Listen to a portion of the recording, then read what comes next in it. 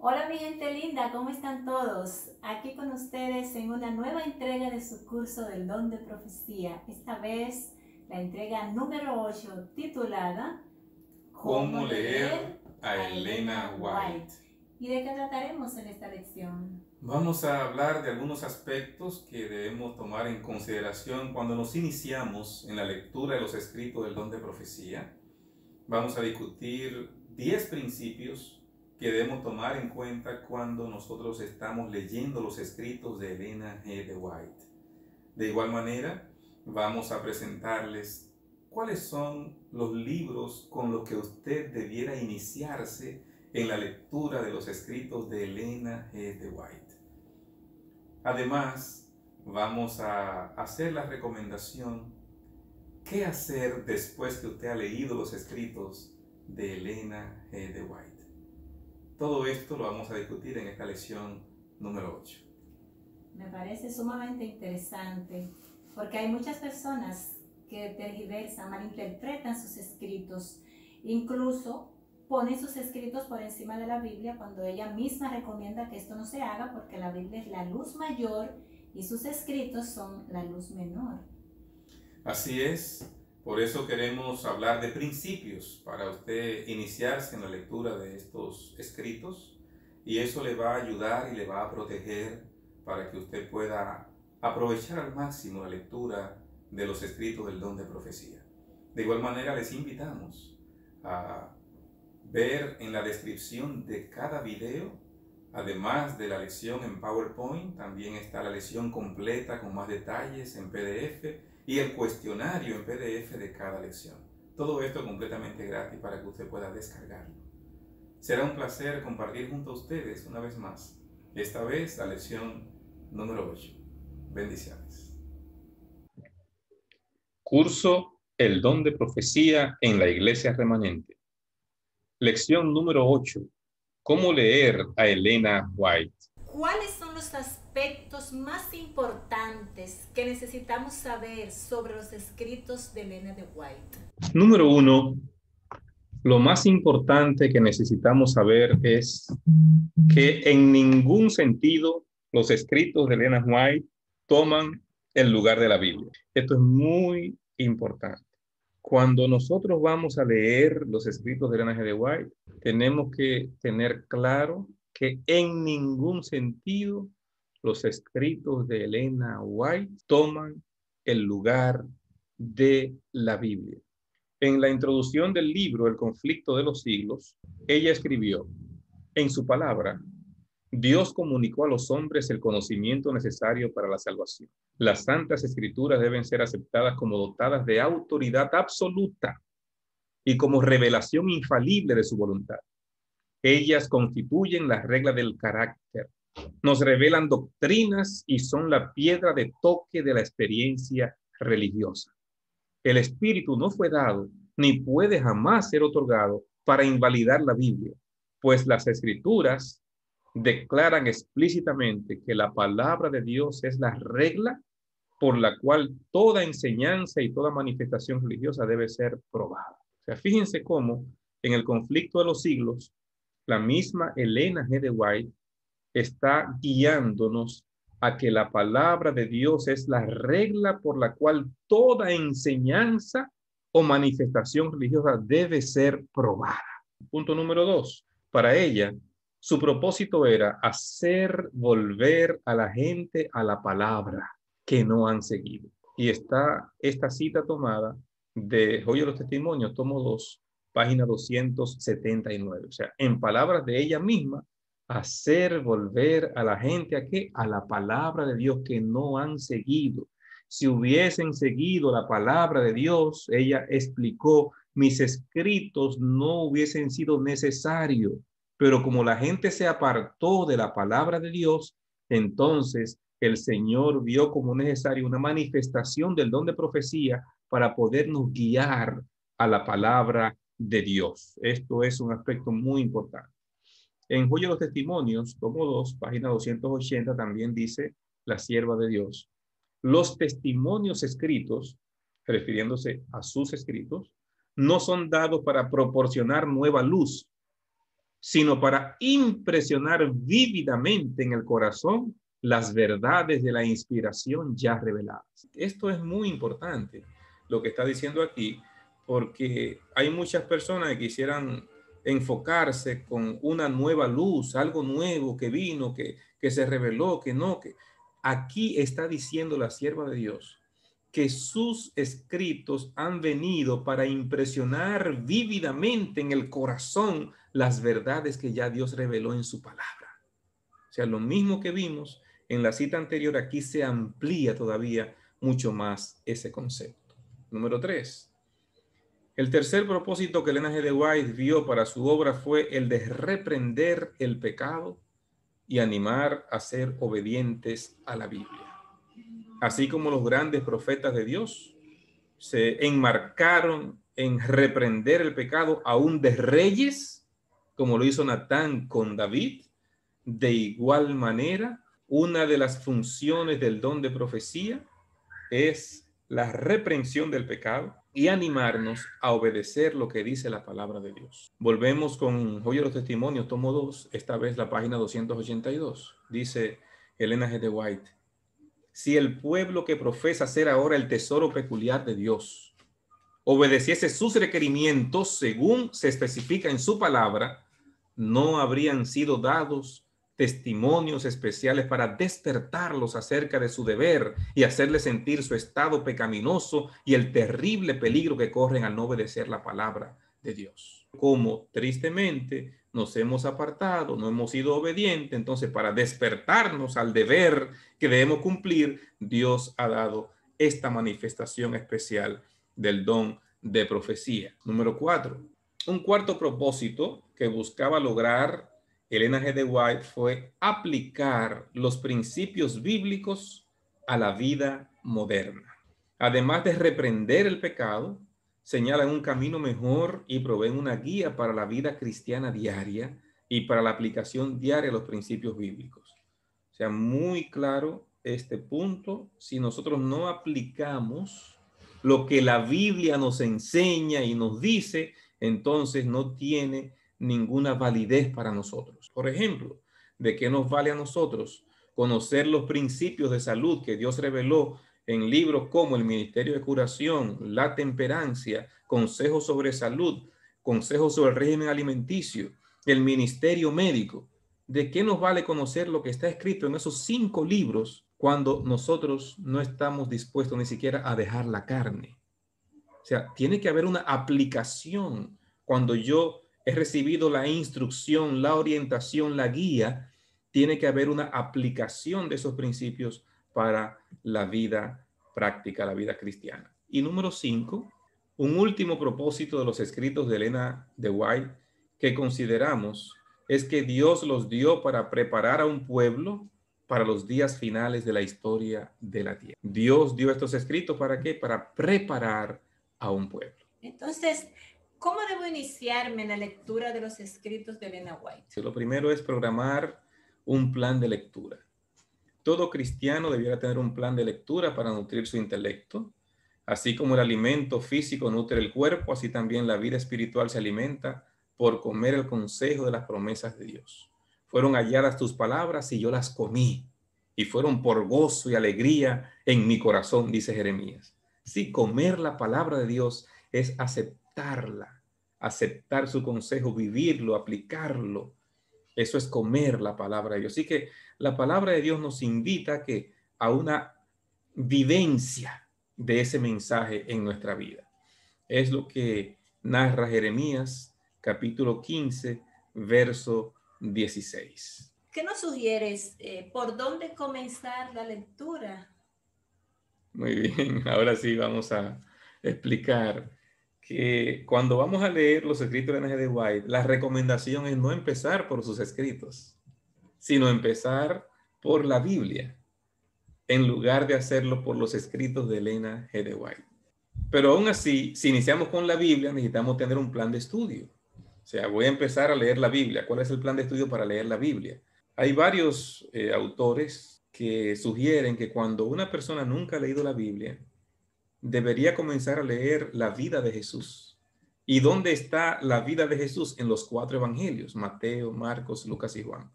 Así que la recomendación primaria para comenzar a leer es la Biblia y comenzar por los evangelios. Perfecto.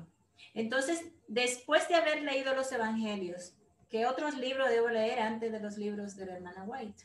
Debemos seguir leyendo la historia de la iglesia. ¿Dónde está la historia de la iglesia cristiana? En el siguiente libro, en el mismo orden, después de los evangelios, Mateo, Marcos, Lucas y Juan, viene el libro Hechos de los Apóstoles, que narra la historia de la iglesia cristiana después de la ascensión de Cristo. Luego encontrará bendición en una lectura consecutiva de las grandes narrativas históricas del Antiguo Testamento. Así que usted va al Antiguo Testamento y va a leer el libro de Génesis, va a leer el libro de Éxodo, especialmente los primeros 20 capítulos, va a ver el libro de Números, especialmente los capítulos donde se narran historias extraordinarias, como la rebelión de Coré, Datán y Abirán, como la mordedura de las serpientes ardientes que mordieron al pueblo y se mandó a construir una serpiente de bronce. Esos capítulos maravillosos que están en el libro de Números, como por ejemplo cuando se golpeó a la roca, que el Señor mandó a que se le hablara a la roca. Esos pasajes son fabulosos, estudiarlo en el libro de Números. Estudiar el libro de Josué, cuando Dios guió a Josué para la conquista de la tierra prometida, y continuar desde Josué, esa narrativa, Josué, Jueces, Ruth, Primera y Segunda de Samuel, Primera y Segunda de Reyes, Primera y Segunda de Crónicas, Esdras, Nehemías y Esther. Esos libros históricos nos hacen una narrativa fabulosa del pueblo de Israel. Entonces, para usted poder entender muchas cosas, es bueno leer toda esa narrativa histórica desde Josué hasta Esther. Ahora, trate de leer las cartas del Nuevo Testamento. Estamos hablando de las cartas paulinas y las cartas generales. Las que escribió Pablo, Romanos, Primera y Segunda de Corintios, después viene Gálatas, Efesios, Filipenses, Colosenses, Tesalonicenses, Timoteo, Tito, Filemón, Hebreos, las cartas generales. Está allí Santiago, Primera y Segunda de Pedro, Primera y Segunda, Tercera de Juan, Judas. Esas cartas generales también, todas esas cartas nos van a dar una idea de cómo se desarrolló el evangelio en la iglesia del Nuevo Testamento en diferentes lugares. Y también las poesías, estamos hablando de los libros poéticos, estamos hablando del libro de Job, del libro de Salmos, de Proverbios, Eclesiastés y Cantares. Esos libros que están escritos en forma de poesía, sería fabuloso también leerlo. Y leer finalmente los libros de la ley. Usted no leyó todo cuando leyó Génesis, entonces lea lo que le faltó allí para completar, leer los primeros 5 libros de la Biblia. Y estas lecturas nos van a dar un enfoque fabuloso, interesante acerca de la Biblia. Excelente. Entonces, ¿ese es el único plan que debo seguir para leer sus escritos o existen otros? Este plan sugerido le ha servido a muchas personas, pero si no satisface sus necesidades puede desarrollar otro programa de lectura, no es el único. Lo más importante es leer, es esencial para la salud espiritual. Hay personas que dicen, no, yo prefiero leerme la Biblia en el orden que está. Recuerden lo siguiente, que el orden en que están los libros en la Biblia no es el orden en que se sucedieron las cosas en la Biblia. Me explico. Usted va al libro de Daniel, cuando llega Daniel, el libro de Daniel, si vamos a ponerlo en orden, debería estar antes de Esdras, Nehemías y Esther. Porque Esdras, Nehemías y Esther narran acontecimientos que sucedieron después que el pueblo de Israel salió del cautiverio. Entonces, los libros en la Biblia están escritos en un orden temático. Los primeros 5 libros son la ley, después la historia en el Antiguo Testamento, después poesía, después profecía, profetas mayores y profetas menores. En el Nuevo Testamento, los evangelios, historia, hechos, las cartas de Pablo, las cartas generales y profecía, Apocalipsis. Así están colocados los libros, no en orden cronológico. Entonces, si usted quiere seguir un orden temático, usted lee la Biblia en el orden que están los libros en la Biblia. Si quiere leer la Biblia en el orden en que sucedieron las cosas, entonces tiene que buscar ese orden. Si a alguien le interesa, nos puede escribir y con gusto podemos compartir con ustedes cuál es el orden en que sucedieron las cosas para tener la Biblia en el orden cronológico de eventos y tener los libros en ese orden cronológico. Así que lo más importante es que leer. Use este método o use otro método, pero no deje de leer la palabra de Dios antes de leer los escritos del don de profecía. Elena de White tiene una colección de libros porque obviamente es una escritora prolífera. ¿Por cuáles de sus obras sería bueno comenzar a leer? Excelente pregunta. Sugerimos comenzar con la serie Conflicto. La serie Conflicto es la serie que resume el conflicto de los siglos. ¿A qué se llama el conflicto de los siglos? Al conflicto entre el bien y el mal, el conflicto entre Cristo y Satanás. Y hay 5 libros que resumen ese conflicto de una forma magistral. ¿Cuáles son estos 5 libros? Patriarcas y profetas, profetas y reyes, el deseado de todas las gentes, el libro Hechos de los Apóstoles y el libro El conflicto de los siglos.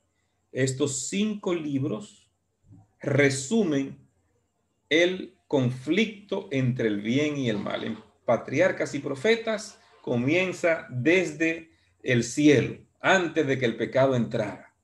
Allí comienza la narrativa de Patriarcas y Profetas y comienza cómo empezó ese conflicto en el cielo.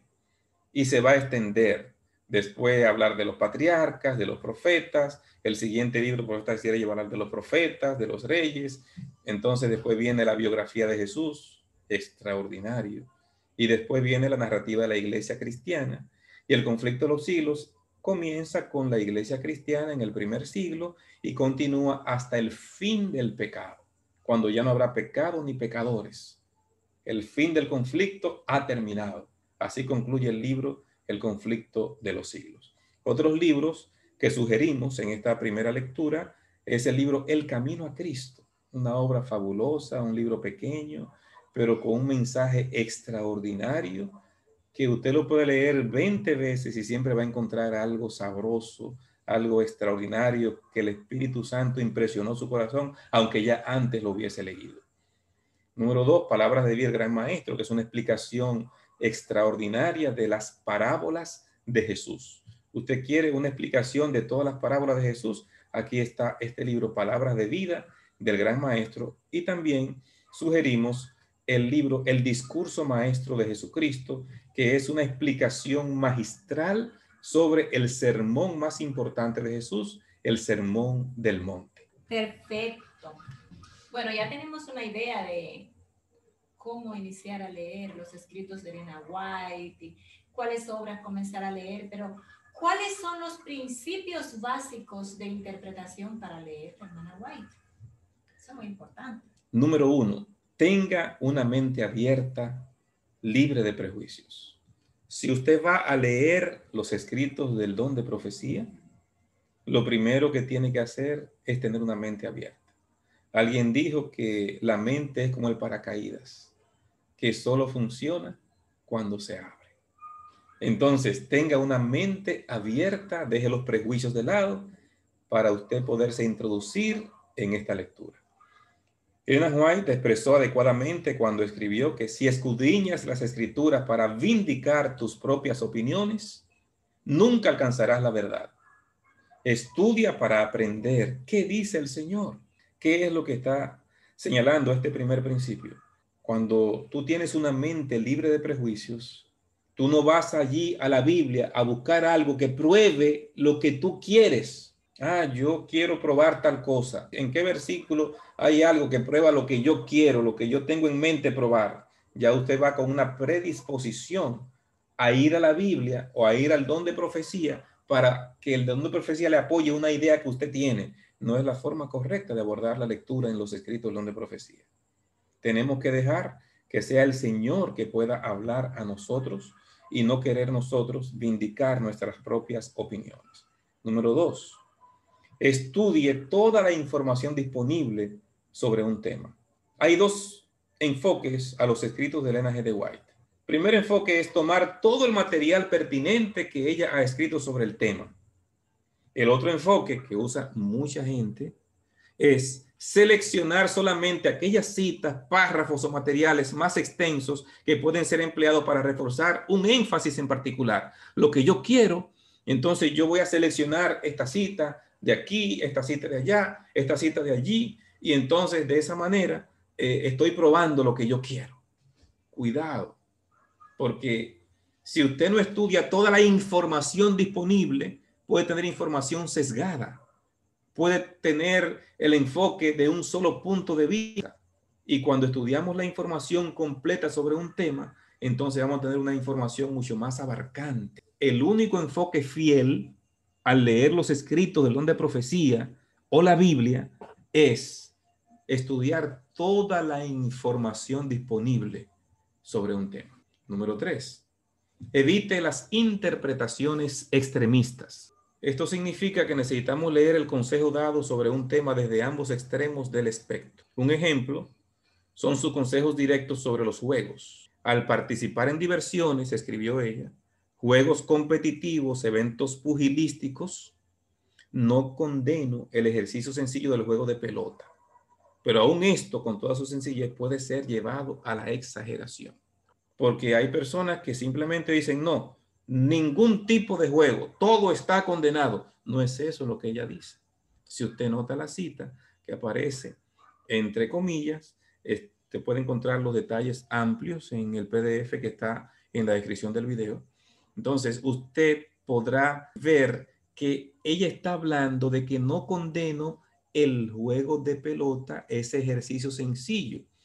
Pero aún esto, aún el juego de pelota, con toda su sencillez, puede ser llevado a la exageración. O sea, aún las cosas buenas, si usted no es equilibrado, entonces puede llevarlo a la exageración.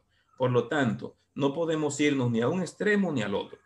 Me gusta usar la expresión de que en el Polo Norte está congelado, hace mucho frío, pero en el Polo Sur también está congelado y hace mucho frío. En ambos polos de la Tierra está congelado, ambos polos están congelados. Entonces, tenemos que buscar siempre ese punto de equilibrio sin irnos a los extremos. Número 4, considere el tiempo y el lugar. Cuando leemos los escritos del don de profecía, necesitamos considerar el tiempo y el lugar de los diferentes consejos de Elena de White. La mayoría de ellos se refería a individuos o grupos específicos en contextos bastante concretos. Por ejemplo, ¿por qué sugirió la hermana White que las mujeres debían acortar sus faldas? ¿Por qué ella sugirió eso? Uno diría, en este tiempo, en el día de hoy, wow, pero el ángel de White mandó a que las mujeres usen la falda más corta. Y alguien podría pensar, pero esto es una aberración. ¿Cómo es posible que un profeta mande a la mujer a usar las faldas más cortas? Pero, ¿por qué ella hizo esto? Porque en sus días las faldas se arrastraban por el suelo y levantaban la suciedad de los caballos y los carruajes. Entonces las mujeres andaban literalmente arrastrando el suelo con toda la suciedad que había en el suelo. Cuando se manda a cortar las faldas es subirla del arrastre del suelo por lo menos un poquito sobre el tobillo. No está hablando de usar una minifalda. ¿Cómo usted puede entender eso? Sabiendo el tiempo cuando ella dijo eso y el lugar. Entonces, por eso, cuando leemos los escritos de profecía, necesitamos considerar el tiempo y el lugar. Número 5. Estudie cada declaración en su contexto literario. Ella declara que muchos estudian las escrituras con el propósito de demostrar que sus propias ideas son correctas. Cambian el significado de la palabra de Dios para acomodarlo a sus propias opiniones y hacen lo mismo con los testimonios que él envía. Cuidado con usted tergiversar lo que dice un mensaje, porque a la Biblia ni al don de profecía le podemos añadir ni quitar, porque hay un Dios que está mirando esto. Y cuando ve que le añadimos a su palabra, dice la Biblia que van a venir las plagas. Y si le quitamos a su palabra, se nos va a quitar nuestro nombre del libro de la vida. No intentemos usar las declaraciones fuera de su contexto literario para no añadirle o quitarle a lo que Dios dijo a través de esa declaración. Número 6. Utiliza el sentido común. La hermana White declaró en una entrevista en el año 1904 que la familia debiera idealmente ser la escuela de los niños pequeños. Textualmente dijo, el hogar es tanto una iglesia de familia como una escuela de familia. Eso está en Mensajes Selectos, tomo 3, capítulo 24. Este es el ideal que uno encuentra a través de sus escritos. O sea, debiera el niño quedarse en la casa por lo menos hasta los 8 años, antes de ir a la escuela. Pero esas primeras clases se las da la madre en el hogar. Pero en el tiempo en que estamos viviendo, no siempre se puede aplicar esa recomendación. Hay madres que dicen, sí, yo voy a quedarme en la casa hasta que mi niño tenga 8 años y le voy a dar las primeras clases, los primeros cursos. Después de eso, entonces lo mando a la escuela. Ese es el ideal. Ahora, no siempre, dependiendo del lugar donde usted viva y las condiciones que requiere para vivir en ese lugar, usted pueda cumplir ese ideal de Dios. Entonces, ¿qué usted va a hacer? No va a mandar a su niño a la escuela y lo va a dejar para que empiece el primer grado a los 8 años. No es eso lo que está diciendo la inspiración profética. Así que si hay una buena escuela de iglesia donde van a enseñar principios, mande a su niño pequeño cuando usted ya no puede estar sin trabajar en la casa. O sea, el sentido común estamos hablando.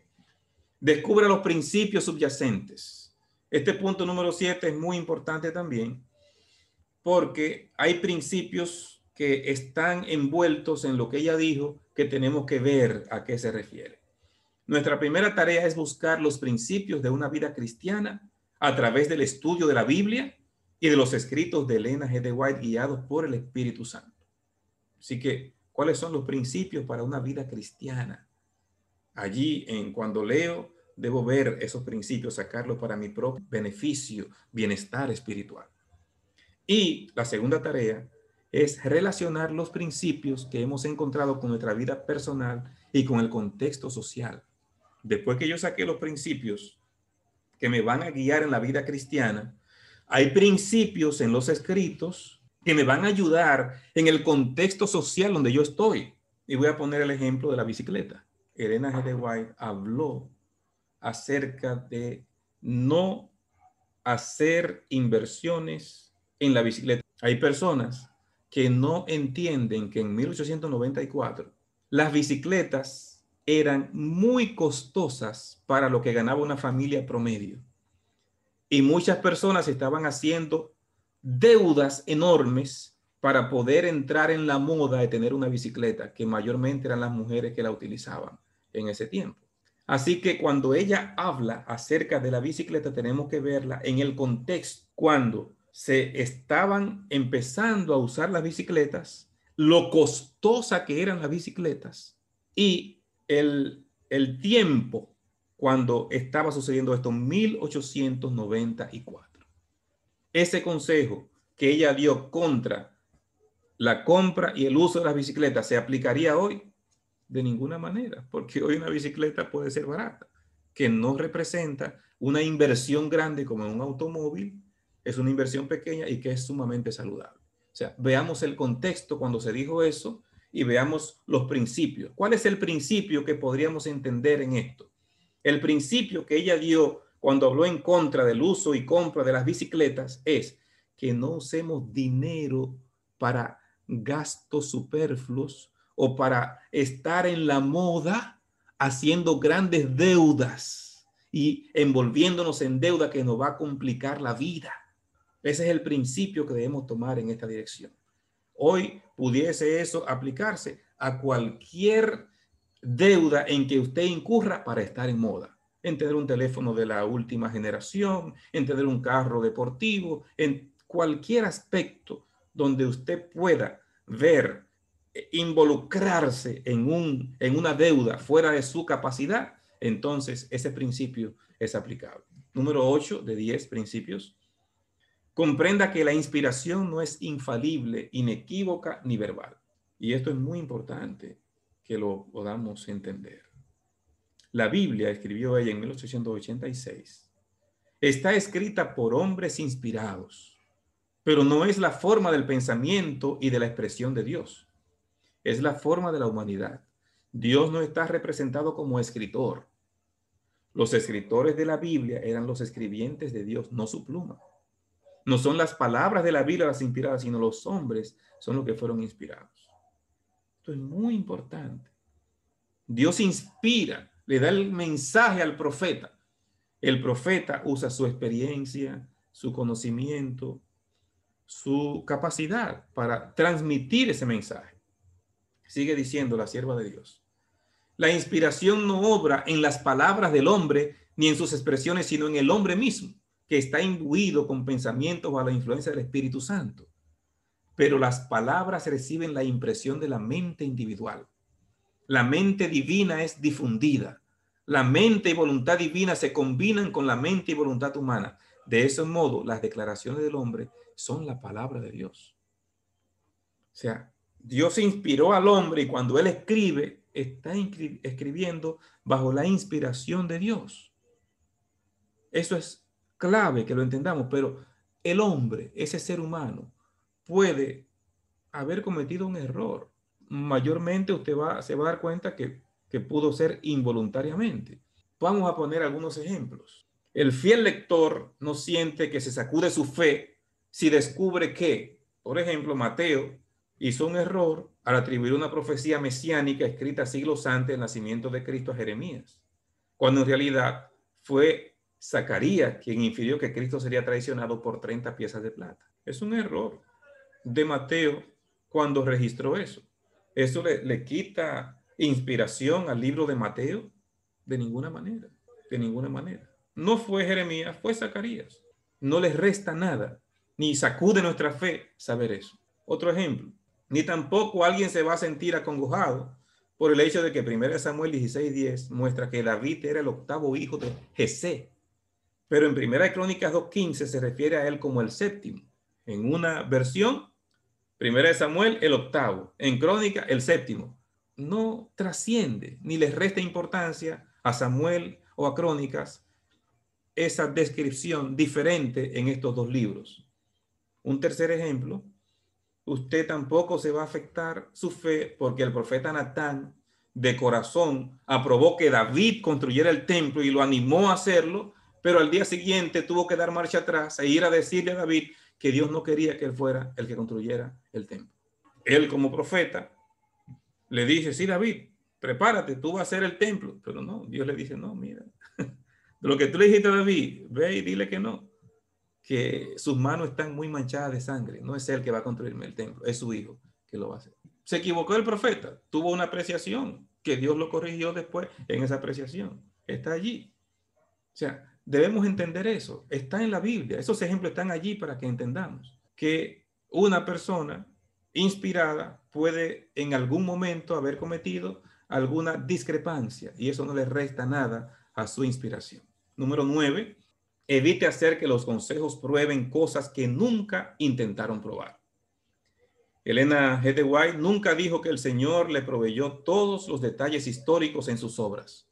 Por el contrario, ella nos dice que generalmente ella iba a las mismas fuentes que nosotros tenemos disponibles para obtener los datos históricos que ella utilizaba para ampliar los bosquejos de la lucha entre el bien y el mal a través de las edades, tan hermosamente ilustradas en el conflicto de los siglos. Así que ella buscó de otras fuentes existentes en su tiempo y pudo ver, y entonces ella decía, es el Señor que inspira. Y si una persona ya registró algo, fue Dios que inspiró también a esa persona en ese registro. Entonces, ¿cómo obra la inspiración en mí? Dios me dice qué yo debo tomar y qué no debo tomar. O sea, son aspectos importantes que debemos tomar en consideración. Número 10 y último de los 10 principios que voy a mostrar aquí. Asegurémonos de que sea cierto que Elena G. de White lo dijo. Circula un gran número de declaraciones que han sido falsamente atribuidas a Elena White. Son los llamados escritos apócrifos. Ellas son declaraciones que se le atribuyen a su pluma sin que haya de ellos documentación existente. Entonces, hay muchísimas personas diciendo que Elena G. de White dijo y te ponen citas por allí y usted va y lo lee creyendo que de verdad lo dijo Elena G. de White y nunca ella dijo eso. De hecho, En la lección número 14 de este estudio vamos a analizar muchas de esas citas. Se llama citas erróneamente atribuidas a Elena G. de White. En esa lección 14 vamos a estudiar con amplitud este punto. Lo que queremos señalar aquí es: asegurémonos de la autenticidad de una declaración pidiendo la referencia de su fuente para que usted esté seguro que lo dijo Elena G. de White. Magistral explicación de estos principios. Ahora bien, después de haber examinado los principios básicos de interpretación de los escritos de la hermana White, ¿cuál es el siguiente paso importante en nuestra lectura de sus escritos? El proceso de aplicar lo que hemos encontrado, tanto para nosotros mismos como para los demás. ¿Qué aplicación tiene lo que he leído para mi vida? O sea, hay cosas donde el Señor me toca, donde el Señor me habla, donde yo siento la voz de Dios. Entonces, tengo que empezar a hacer las correcciones del lugar.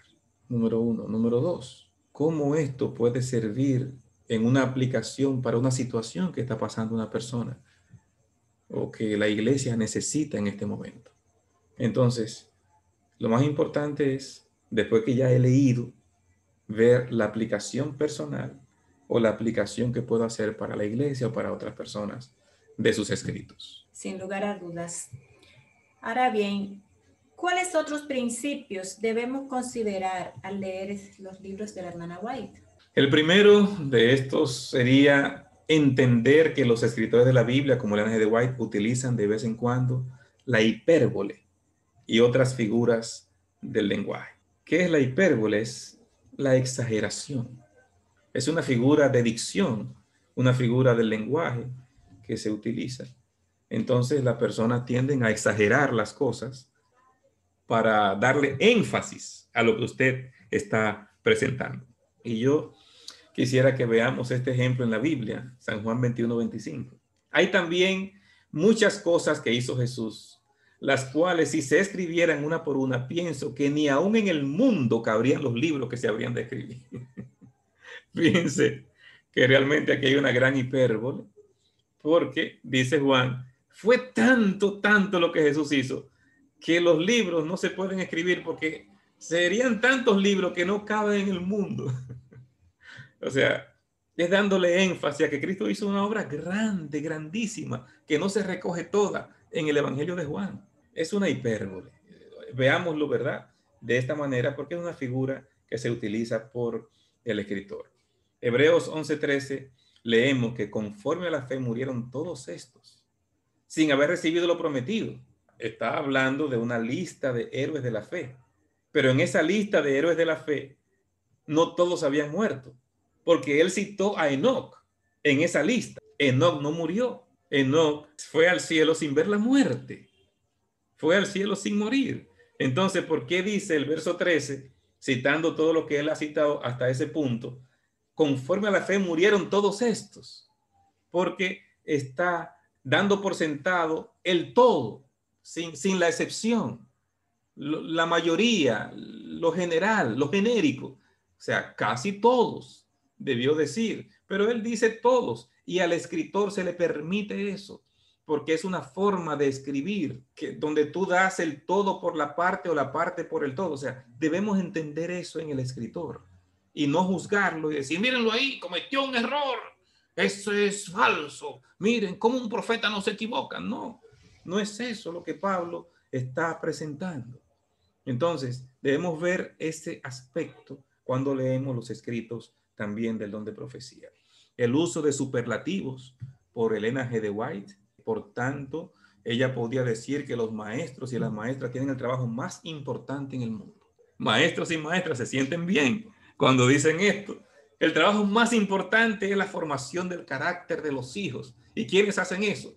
Bueno, los maestros y las madres. Entonces, después ella dice, ella escribió, los médicos, los ministros y los colportores tienen la obra más importante. Cuando está con el grupo de los médicos, dicen los médicos que curan el cuerpo tienen la obra más importante. Cuando habla de los ministros que predican la palabra tienen la obra más importante. Cuando habla de los colportores, Si hay una obra más importante que otra, es la de presentar al público nuestras publicaciones. Que los libros van a seguir predicando en las casas de las personas. Esa es la obra más importante. Fíjense cómo ella está hablando de un énfasis a esa persona, motivándolo a hacer esa labor. Ella incluso declaró que la persona que dirigía la preparación de los platos en el colegio de Battle Creek tenía una posición principal dentro de la institución. Es la persona que prepara los platos. Bueno, usted podría decir, no, eso no es importante. Ok, ustedes están internos aquí y comen aquí. Ok, que él no prepare los platos, no hay comida. No pueden ni estudiar si no hay comida. O sea, no sé si me están siguiendo. Ella está destacando que esa persona que hace quizás la obra que muchos no valoran, es una obra principal, porque tiene su labor esa obra. Y está queriendo darle una motivación, un énfasis a esa persona por la labor que está realizando. Entonces usted dice, pero por fin, ¿quién es el que hace la obra más importante? ¿Es el maestro, es la madre, es el ministro, es el colportor? ¿Quién es? Todos hacen una obra importante, cada uno en su esfera. Y en el momento que ella estaba hablando con esa persona, pues estaba, y dirigiéndose a ese grupo, estaba dándole un énfasis especial a que se esmeren en dar y hacer lo mejor de sí.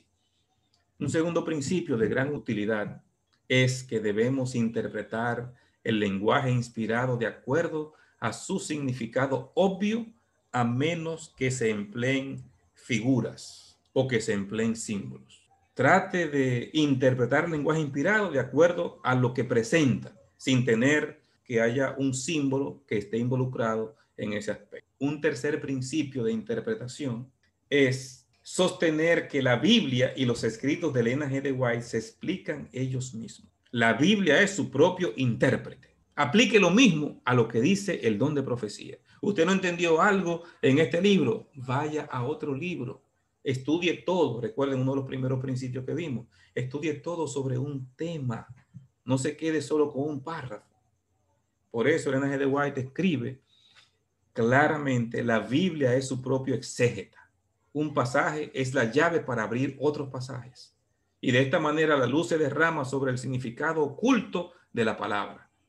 El verdadero significado de las escrituras se hará evidente al comparar los distintos pasajes que tratan el mismo asunto y al examinar su relación en todo sentido. Está en el libro de Educación Cristiana, página 48. O sea, tenemos que permitir que la Biblia sea su propio intérprete comparando un pasaje con otro, al igual los escritos de Elena G. de White. Ella tiene algo similar que decir sobre su propia obra. Leemos que los testimonios mismos serán la clave que explicará los mensajes dados a medida que se explica un texto con otro. El mismo principio que la Biblia de comparar un texto con otro se aplica para los escritos de Elena. Un cuarto principio es que debiéramos tener cuidado con cualquier interpretación de Elena White o de la Biblia que parezca nueva o única. Cuidado con esa nueva luz, una interpretación única o nueva. Eso es peligroso, ya hablaremos de eso en otro estudio. Un punto final sobre interpretación que discutiremos es que nunca se debe edificar un argumento basado en el silencio. ¿Qué significa esto? Si Elena G. de White no dijo nada sobre un tema, no dé por sentado que ella está de acuerdo o que ella está en desacuerdo. Y eso lo podemos ver y lo podemos entender quizás mejor con lo que pasó con Kellogg. Kellogg era un médico adventista que Elena G. de White ayudó, ella y su esposo ayudaron. Se hizo famoso, hizo miles y miles de cirugías. Dicen que sus cirugías eran tan perfectas que había que acercarse para ver las suturas que hacía. O sea, se especializó, fue a diferentes países a estudiar, y ese estudio en diferentes países, esa preparación tan grande que hizo el doctor John Harvey Kellogg, lo llevó a adoptar una filosofía que se llama el panteísmo. Esa filosofía panteísta ve a Dios en todo, en el universo, en la naturaleza, en todo es Dios. Entonces, usted está siguiendo una filosofía que viene desde el tiempo de la filosofía griega. Es la base del panteísmo, viene desde los griegos. y se extendió hasta este tiempo. Pero ¿a qué me refiero en este momento? A que él pensaba, como ella no había dicho nada en contra del panteísmo, que ella lo apoyaba. Pero cuán errado estaba John Harvey Kellogg cuando Eleanor G. White lo reprendió y dijo claramente que eso no representaba lo que nosotros como adventistas creemos sobre quién es Dios. O sea, él estaba en un camino errado, equivocado, que lo llevó finalmente a desviarse del camino correcto. Ok, ya arribando a la parte final de este estudio, ¿cómo aplicar el consejo de Elena White a mi vida personal? Su función primaria es que lleguen a tu vida, a tu situación, a tu corazón. Si nos apartamos de la Biblia, ya leímos al principio, que buscan los escritos del don de profecía llevarnos otra vez a la Biblia. Pero a mí, de manera personal, mi vida, mi situación, mi corazón, tu responsabilidad es aplicar el consejo de Elena G. de White en tu vida para ver cómo sus escritos la pueden enriquecer, cómo te puede fortalecer, cómo tú puedes espiritualmente ser mejor. Y yo quiero decirles algo. Realmente cuando yo leo los escritos de Elena G. de White, yo siento cómo el Señor me habla. Y yo, cuando leo sus escritos, siento de verdad que debo aplicar, que debo mejorar. Me retrato a mí mismo, me miro y digo, wow, yo debo esforzarme en mejorar esto, debo hacer más en esta dirección, debo buscar esto. Eso es lo que persiguen los escritos. Entonces, eso se hace solamente cuando tú puedes leer a solas en tu meditación y dejar que Dios te hable, que Dios llegue a tu vida, a tu situación, a tu corazón. Y finalmente, ¿cómo aplicar el consejo de Elena White a otros? Porque eso debe hacerse con mucho cuidado. Hay momentos cuando tenemos que ayudar a otros a ver la verdad de manera más completa, pero ese momento solo llega después de que nuestros propios corazones se han enternecido al ver nuestras debilidades y como resultado nuestra gratitud a Dios por habernos rescatado del pozo de la desesperación. Nunca tratar de ir a aconsejar a otros cuando yo mismo no he sido aconsejado. Hoy, mi vida, mi experiencia es muy diferente a lo que era 6 años atrás. Y lo puedo decir con claridad, como yo lo que he vivido en estos últimos 6 años de mi vida me han hecho ver muchas cosas, que quizás en otro momento fui inflexible, fui duro, pero lo primero que debo buscar es que nuestros corazones se enternezcan con los escritos del don de profecía antes de buscar aplicarle a otros. Cuando he logrado ese objetivo en mi vida, entonces puedo estar preparado para compartir mi experiencia con otras personas. Que Dios nos ayude a poder aplicar estos principios para nosotros, para que podamos entonces compartir con otras personas. Bendiciones de Dios.